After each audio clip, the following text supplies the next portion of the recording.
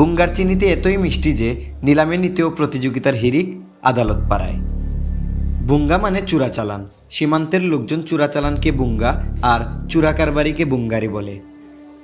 ভারত থেকে চোরাই পথে আসা বুঙ্গার চিনিতে সয়লাভ সিলেট। এই বুঙ্গার বা চোরাই চিনি এতই মিষ্টি, এই চিনির চালান বৈধভাবে পেতেও চলে রীতিমতো প্রতিযোগিতা। আর এই প্রতিযোগিতায় 1 বা 2 ডজন নয়, ক্ষমতাসীন দলের শত শত নেতাকর্মীরা ভিড় করেন আদালত পাড়ায়।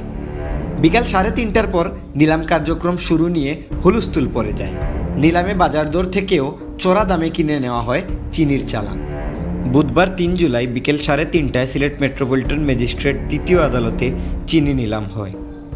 পুলিশের হাতে জব্দকৃত 14 ট্রাক চিনি নিলামে ওঠে। দুপুর থেকেই শুল্ক ফাঁকি দিয়ে আসা ভারতীয় চিনি নিলামে নিতে সরগরম হয়ে ওঠে আদালত পাড়া। এদিন বিকেলে সিলেট মেট্রোপলিটন ম্যাজিস্ট্রেট 3য় আদালতের মাধ্যমে চিনির নিলাম ডাক হয়। নিলাম কমিটির সভাপতির দায়িত্ব পালন করেন অত্র আদালতের বিচারক উম্মে হাবিবা। কমিটিতে ছিলেন 2য় আমলি আদালতের বিচারক সগির আহমেদ। জালালাবাদ থানায় জব্দকৃত 14 ট্রাক চিনি 7.5% ভ্যাট যুক্ত করে 135 টাকা দরে নিলামে বিক্রি হয়।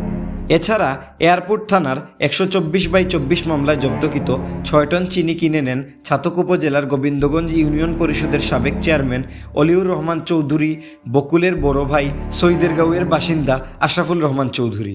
আদালত থেকে নিলামে 6 টন চিনি কিনে নিয়েছেন তিনি। ভ্যাট ছাড়াই তার কেনা প্রতি কেজি চিনির দাম পড়ে 142 টাকা। এছাড়া দক্ষিণ সুরমা থানার 94/24 মামলায় জব্দকৃত 2 টন চিনি ভ্যাট সহ 128 টাকা কেজি দরে কিনে নেন যুবলীগ নেতা ফয়সল আজাদ খান।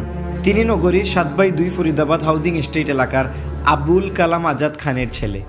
খুঁজি নিয়ে জানা গেছে, নগরীর কালীঘাট পাইকারি বাজারে 50 কেজি চিনির বস্তার মূল্য পড়ে 5,110 টাকা।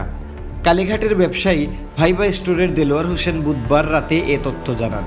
সেই হিসেবে প্রতি কেজি চিনির মূল্য পড়ে 102 টাকা 20 পয়সা। আর খুচরা বাজারে চিনির কেজি 130 টাকা দরে বিক্রি করছেন বলে জানিয়েছেন নগরীর মীরাবাজারের সৌরভ স্টোরের স্বত্বাধিকারী মঞ্জু দাস।